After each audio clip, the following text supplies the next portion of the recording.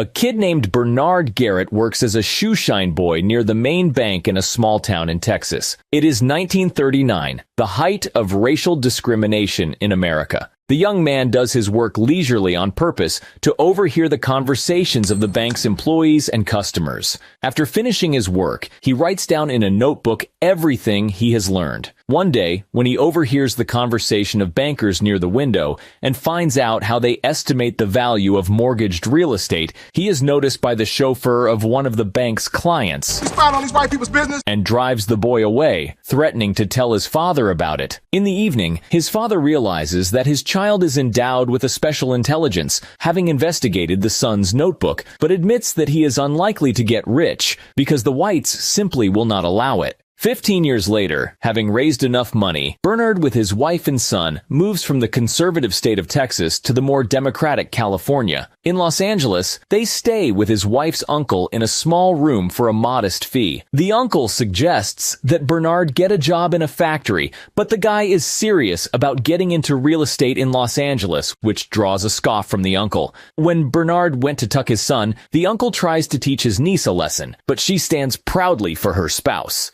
What does your husband have against working? If we need to supplement our income until he finds the right property, I'll work at the plantation club. But if he's a real man, he won't let you. That won't be for him to decide. My husband is a genius. You'll see. Bernie then promises his wife that he will get her and their son out of that barn as soon as possible. The next day, Bernard drives his cousin to work, where he meets a bright white kid named Matt. Hey, you didn't tell me you had a rich uncle. Nice to meet you. Hardly rich, and I'm his cousin. You got a car, you're rich to me. Bernard examines all the offers on the market and tries to drive down the price. He manages to find an apartment building, but unfortunately the building needs renovation, and his money is only enough for the building itself. His wife is surprised that her husband is targeting a white neighborhood, but Bernard doesn't care at all. He realizes that the black neighborhoods are overcrowded and simply bursting at the seams, so they will have to be expanded anyway. Then his wife says she can find an investor. She takes him to the Jazz Club plantation, which is owned by an old acquaintance of hers, a black playboy named Joe Morris. During the conversation, Joe shows off and pokes fun at Bernard. This infuriates the man, and he leaves Joe's company in a hurry. Bernard tells his wife that such a man is not to be dealt with, much less to be borrowed money from. She says that he just looks like Nick Fury, but he is a good and reliable man. Moreover, he is friends with the city mayor. Well, that's the mayor, silly. Do you want to meet him because he's friends with Joe? Bernard has no choice but to go to the owner of the building and try to get the price down. The owner turns out to be a very clever businessman with a distinct Irish accent. He wants $40,000 for the building. Bernard's efforts to get the price down to $30,000 are unsuccessful. Then he asks to split the payment into 2 installments. $30,000 are paid straight away, and the rest $10,000 when the building will be fully leased. My tenants won't pay more, even if they can see the reflections in those floors. But another market will. Black doctors, lawyers, teachers, looking for a place to move outside the ghettos that they've been forced into. No one is going after that market, but I can. Bernard's pressure, wit, and mathematical talent impress the Irishman, but he's not ready to take the risk and refuses Bernard. Before leaving, Bernard peeks at the name of the bank on the calendar and the name of the man's personal manager. That same afternoon, Bernard heads to that very bank and tries to talk to the manager, but the secretary blatantly lies to the man right in his face, as if trying to get rid of the dark-skinned man in a kind of polite form. I'm sorry, Mr. Reed is out. May I take a message? I have pretty good eyesight and I can clearly read the nameplate on his desk. I'm sorry. I misspoke. Mr. Reed can't meet with you right now, but I could take a message. Then, Bernard has to wait for the manager for several hours on the street. After a working day, Bernard has a dialogue with the manager outside of the bank, trying to get a loan. He tells the manager about the whole deal. In the evening, Bernard is ready to give up, but the Irishman calls him and starts a conversation with some claims. Did you use my name to try and get a loan from Mr. Reed at Mid-City Bank? Yes. And do you think that follows normal business customs? No. Good.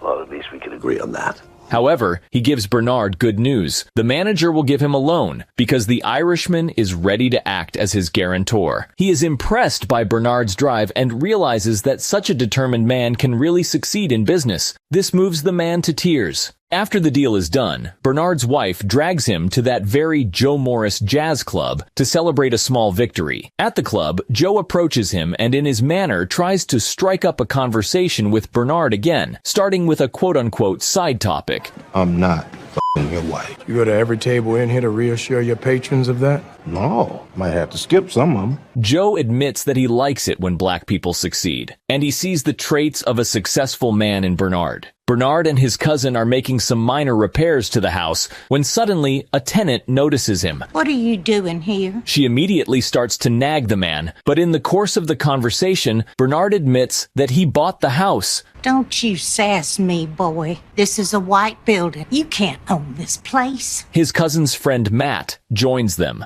But are you okay with working for me? Money's green, that's the only concern about color I got. The three of them start working hard, but a few hours later the police arrive saying an old woman called them because a black man is impersonating the owner of the building. Bernard declares that he is in fact the owner, which causes ridicule from the police. Then he shows them a copy of the title deed, and the police leave without forgetting to say, Try to be more respectful to your tenants. Yes, sir, officer. Sorry for the inconvenience. In the evening, Bernard moves into one of the apartments, which causes a wild resentment of that elderly woman. She doesn't intend to tolerate the neighborhood with black people, so the next day she moves out of her apartment. But the apartment doesn't stay empty for long, because in a short time, a well-to-do black lady moves in. Bernard gives the Irishman the remaining money. The man offers Bernard a partnership. He proposes to buy up houses thanks to his reputation in the bank and share all the profits 50-50.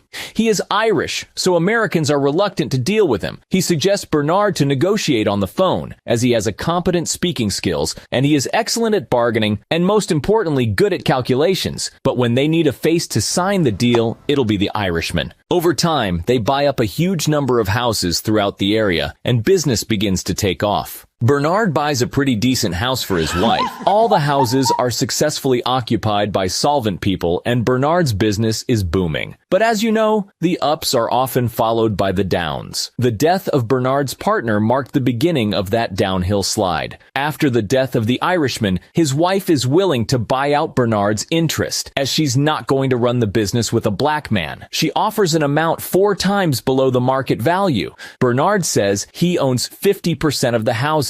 But since the agreement between them was only verbal, the woman may not pay him anything at all. So Bernard has 2 choices: take what she gives him or try to sue and possibly end up with nothing. In an attempt to find a witness to their arrangement, he goes to the bank manager, who refuses to see him because he is already working with the Irishman's wife. Bernard realizes that he has nothing to gain and heads to the exit. At the door, he notices a sign with companies that rent offices in this building. There are mostly banks among them. He comes up with a bold and almost unrealistic idea to buy the whole building so that no one here would dare to ignore him. His bold idea, fueled by a hurt ego, makes him leave prejudices and personal principles and turn to Joe Morris. Bernard offers Joe to jointly buy the building because he owns a number of commercial buildings in black neighborhoods and understands the commercial real estate market. But the witty businessman doesn't want to get into the white territory. You know there's not a single black-owned building in downtown Los Angeles, and there's a reason for that. Now, convince me. However, Bernard convinces him with the phrase that the banks will not dare to refuse them a loan sitting in their building. In addition, the banks have information about real estate, which will make it easier for them to find and evaluate new investment objects. Surely Joe likes the idea. Of course, no one will want to sell the building to the black people. Moreover, they will not even communicate with them, so they offer Matt to become their representative. The guy is frightened by the proposal and says that he will not pull such a role. Joe himself, having seen this simpleton, doesn't believe that the guy can help the case, but Bernard is sure that he can be trained. Matt is sitting in a cafe thinking. A waitress recognizes him. She studied with him in the same school. You were a few years ahead of me, but everybody knew who you were. Flirting with the guy, the girl is interested in what he is so puzzled with. And during the conversation, Matt says that he was offered a partnership in the real estate business. Partnership? The humble factory worker felt really proud when he told this to the girl, and she also began talking to him respectfully. This played a key role in the final decision. He is full of enthusiasm and gladly agrees to the case. I'm in. Businessmen begin to teach the guy all the subtleties of the rich life. Joe teaches him to play golf and make conversations with rich people. Bernard tries to explain how multipliers and formulas for real estate valuation work. Seeing the guy's vacant stare, Bernard realizes that he needs to start his training with the most basic things. Maybe we should start with a math review. That'd be great. At first, the guy doesn't succeed, which disappoints Joe, and he realizes that in a month, they will not be able to make him a worthy representative of their interests. But gradually, the young man begins to demonstrate an excellent ability to learn, thanks to his exceptional memory. After a month, he easily performs complex math calculations without taking off from the game of golf. Joe organizes him a game at an elite golf club in the city, where he allegedly accidentally meets the owner of that very building, named Charles Renault. After the game, Bernard begins to prepare the guy for a business meeting with Renault. He explains to him all the bargaining options, all the possible amounts and offers. The guy cannot cope with such complex calculations, so he just memorizes all the combinations by heart thanks to his excellent memory. I'll just memorize it. All of it. Yeah, I got a pretty good memory. That good? During the meeting with the owner, Matt demonstrates excellent awareness of all the financial prospects of the building. He floods Renault with his calculations, shocking the man with his math skills. How do you do this in your head? Even his accountant with a calculating machine cannot keep up with the guy. Especially when you factor in vacancies, which are at least 9%. Less than that. I counted 12. How could you possibly know that? Charles, it's November. It gets dark by 5 p.m. If you want to bullshit someone about your vacancy rate, you need light shining in all those unleased spaces by 4:30. In the end, he drives the businessman into a corner, thanks to which he manages to bring down the price from $2.5 million to $1.5 million. I'll tell you what. I'll give you two options. We get an 11% capital return rate, and you get your 25% profit in the markup. Or we get a 10.5% cap rate, and you take an 18% instead of a 25% markup. You can choose. But he can't help you. The partners celebrate the victory and immediately start buying houses in white neighborhoods with access to favorable loans. The manager, who has always ignored Bernard, is puzzled at how things can turn out in life. They reach really great heights in the real estate market. They own 177 buildings, some of which have more than 100 apartments. The sheer amount of real estate in white-only areas makes them instrumental in the fight against housing segregation in Los Angeles. They have even personally welcomed the vice president of the country in their building. And Matt marries his haughty waitress. In 1963, Bernard is already a successful businessman, and he comes to his small town in Texas to see his father. At that time, Texas was the most radical state, and the attitude to black people here remained unchanged. The father admits he is proud of his son. Bernard says that it is easier for blacks to live in California, but the man tells his son, I don't think it's California. These words encourage the guy. The next day, he goes for a walk around his town with his son in expensive suits. The son is surprised that people stare at them like that. Well, I found separated, Dad. The man explains that this place is radically different from California. I'm sorry you had to see that. They approach the mainland bank, near which Bernard used to shine shoes and gain invaluable knowledge. He asks the local shoeshine boy how much for a shine, but the boy replies, Only do white folks here, sir. This once again spurs the revolutionary entrepreneur. In the evening, he confesses to his wife that he wants to buy the bank so that black people in Texas will have a chance for a decent life. After all banks in Texas create unrealistic credit conditions for black people with their inflated interest rates so that they cannot make loans and thus violate their constitutional rights. His wife realizes that if Bernard is up to something, he will follow through with that. Upon arriving to Los Angeles, Bernard tries to talk Joe into this venture, but the latter says that it already looks like altruism for black people rather than doing business. What's more, under Texas rules, they cannot even enter their bank to control Matt. After all, blacks are only allowed to enter the bank as the help.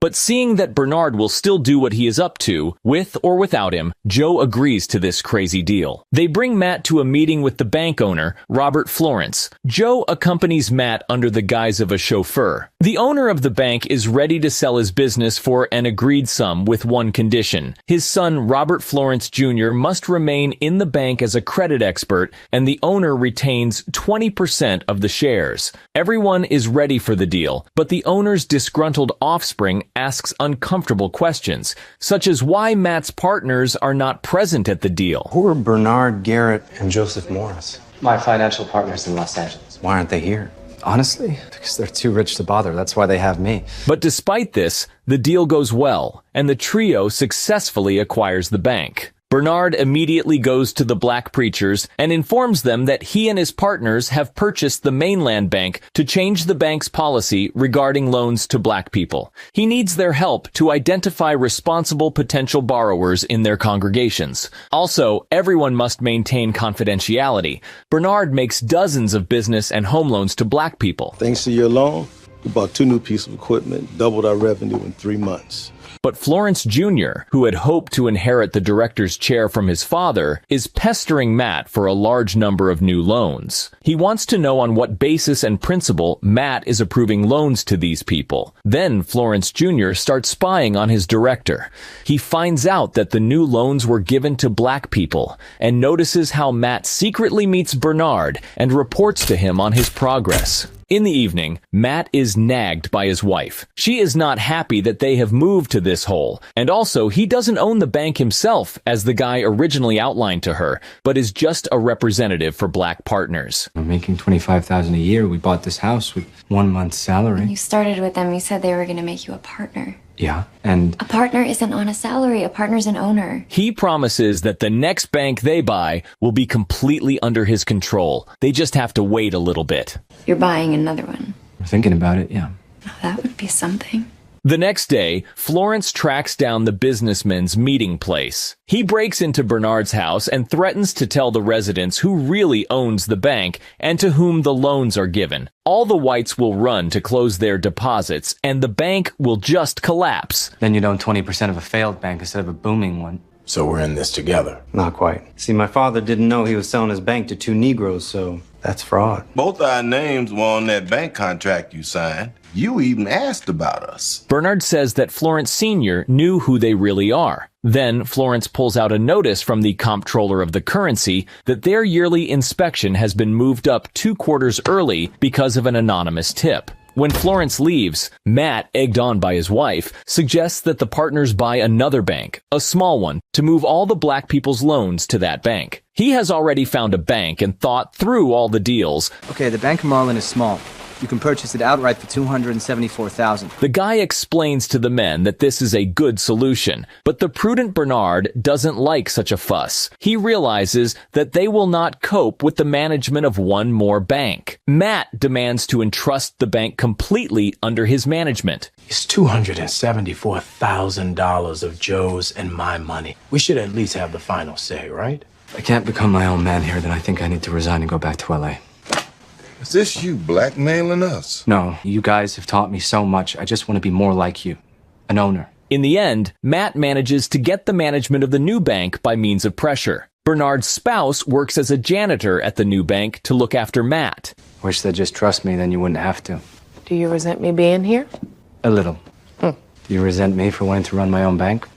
A little. Bernard with A-Train creates a list of loans that need to be re-signed at the new bank and instructs Matt to double-check all the loans before signing and to work only with their trusted lawyer. However, Matt, having believed in his own skills and powers, decides to step away from their plan. He hires a lawyer by the advice of Florence, who most likely ratted out the bank to the comptroller of the currency. During the signing of the contracts, Matt, with a serious facial expression, runs through the list of loan agreements without even bothering to study them properly. The guy is worried that he might mess up the bank's management, so he shares these thoughts with his spouse. They're lucky to have you.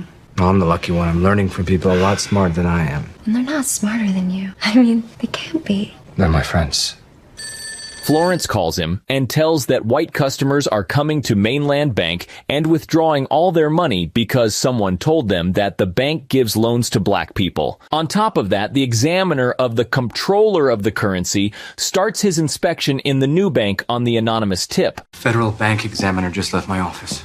I thought that wasn't until next month. No, I'm at Marlin, not Mainland. To get the master books out, he's coming back in an hour. Bernard, in a janitor's uniform, tries to help Matt to explain to the examiner how the transactions in their bank are carried out. But it doesn't help much because the examiner finds loans that such a small bank cannot own. Matt runs out to his partners in the restroom to get clues for action. Bernard doesn't understand how these loans got into this bank. How the hell did these loans get in the package? I don't know. I looked over every individual loan, Matt. There was nothing over $20,000, nothing over 20 years. Did you look at the loans when you picked them up? I looked through them, maybe not carefully enough. I read the top sheet. How the hell did our lawyer miss that? Well, I couldn't use O'Keefe. What? Who exactly did you ask to find this lawyer?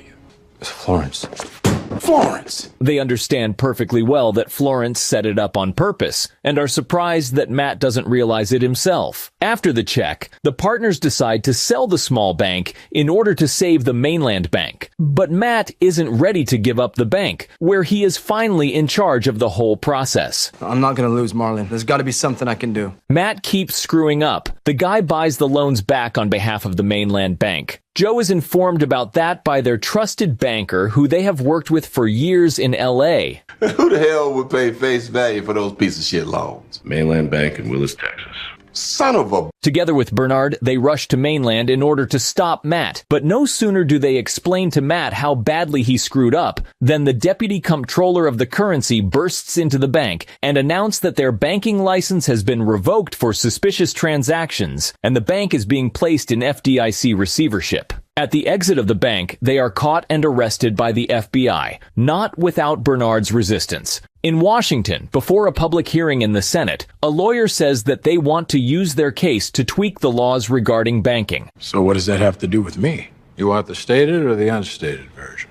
Unstated. We need to change these laws. And I mean quick. Or niggas like these can own banks and loan money to other niggas. That. In other words, they want to use Bernard to tighten control on banking. The senator himself talks to Matt and tells him that he needs to cast the blame on his partners so that he doesn't end up in jail for 50 years. Matt does so. At the first hearing, he admits that he was manipulated and his partners was pulling the strings, and all these deals were made by him under pressure from Bernard. Next, the senator talks to Bernard and tells him to confess how he deliberately took advantage of a loophole in the law to illegally enrich himself. Then Congress will fix the laws to favor whites, and Bernard will be free. But if he decides to take his case to court and rant about racial discrimination, he is looking at jail time. Son, I'm from Arkansas. You don't have to tell me that Negroes sometimes get the short end of the stick. Sometimes. The second day of the hearing is here. Bernard pulls out his janitor's uniform and declares that this is the only way black people can enter a bank in Texas, even though the Constitution says all citizens are equal. The senator tries his best to interrupt Bernard's speech, but the man makes a brilliant speech about the race discrimination. Why is it so important to you to exclude an entire race of people from the American dream? Of course, the Senate isn't satisfied with such a speech, and federal government seizes their assets following this hearing. An all-white jury in Texas convinces them of misappropriation of bank funds and sentences them to 3 years in federal prison. Matt, on the other hand, remained free. Florence purchases the Mainland Bank in a sale arranged by the FDIC for a fraction of the cost Bernard and Joe paid Florence's father for it. 3 years after their testimony before the Senate, Congress passed the Fair Housing Act, which made it illegal to refuse to sell or rent property on the basis of race, religion, or gender. 3 years later, Bernard is released from prison, where he is met by Joe and his wife. Figures they let you out before me. Man, they couldn't wait to get rid of my ass.